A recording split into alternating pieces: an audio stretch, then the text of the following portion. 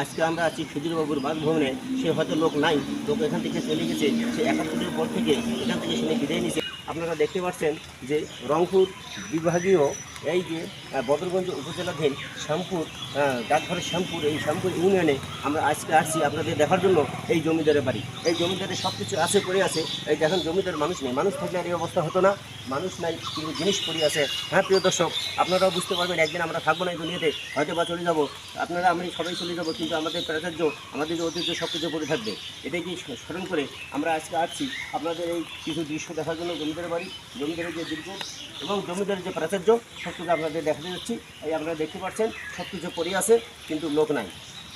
হ্যাঁ প্রিয় দর্শক, এই জমিদার তার নিজের আরাম আয়েসের জন্য এবং ফ্যামিলিদের জন্য যে পুকুর যে তৈরি করছিল, আমরা এখন আপনাদেরকে সেই পুকুরে নিয়ে যাচ্ছি। আপনারা দেখতে পারবেন যে জমিদারের বাড়ির যে কত সুন্দর পুকুর এবং তার বাসভবন। সেই তৎকালীন যে জমিদার ছিল খেজুরবাবু, সেই খেজুরবাবুর এই পুকুর আমরা আপনাদেরকে দেখাচ্ছি যে খেজুরবাবুর এই পুকুর, আপনারা এই পুকুর দেখতে পাচ্ছেন। সে তার ফ্যামিলি আরাম আয়েসের জন্য এবং গোসলের জন্য, এবং যে পুকুর এখন বর্তমানে সে স্থাপন করে গেছেন, সেই পুকুর বর্তমানে এই জায়গার লোকজন এবং তারা সুবিধা ভোগ করতেছে।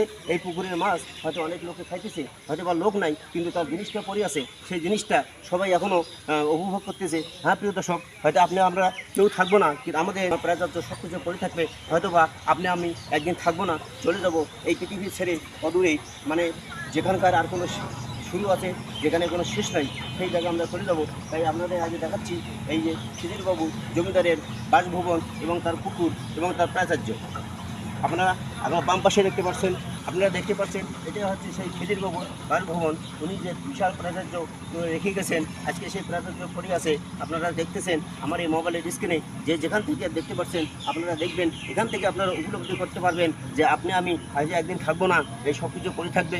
তাই আগামী ভবিষ্যতে আমরা যেন সুন্দরভাবে এই পৃথিবীতে চলাফেরা করতে পারি এবং ভালো কাজটা সবসময় করার চেষ্টা করব। সে কিন্তু অন্যায়ভাবে কোনো কিছু করব না। আজকে হয়তো লোক নাই, তার যে জিনিস, তার যে আগপত্র, তার যে ধন সম্পদ হয়তো বা এখানকার লোক ভোগ করতেছেন এবং তারা এখান থেকে হয়তো উপলব্ধি পাচ্ছেন, এখান থেকে তারা উপকার পাচ্ছেন। তারা সবসময় সেই লোকটার জন্য হয়তো বা ঠিকাদারের কাছে কামনা করতেছেন। তাই আমরা ভবিষ্যতে যেন সুন্দরভাবে চলাফেরা করতে পারি, ভালো কাজটা যেন করে যেতে পারি। ভবিষ্যতে যেন আমাদের মৃত্যুর পরেও মানুষকে আমাদের স্মরণ করে, সেই উপলক্ষেই আজকের মতো আমি জাতীয় এখান থেকে বিদায় নিচ্ছি। শুভকামনা।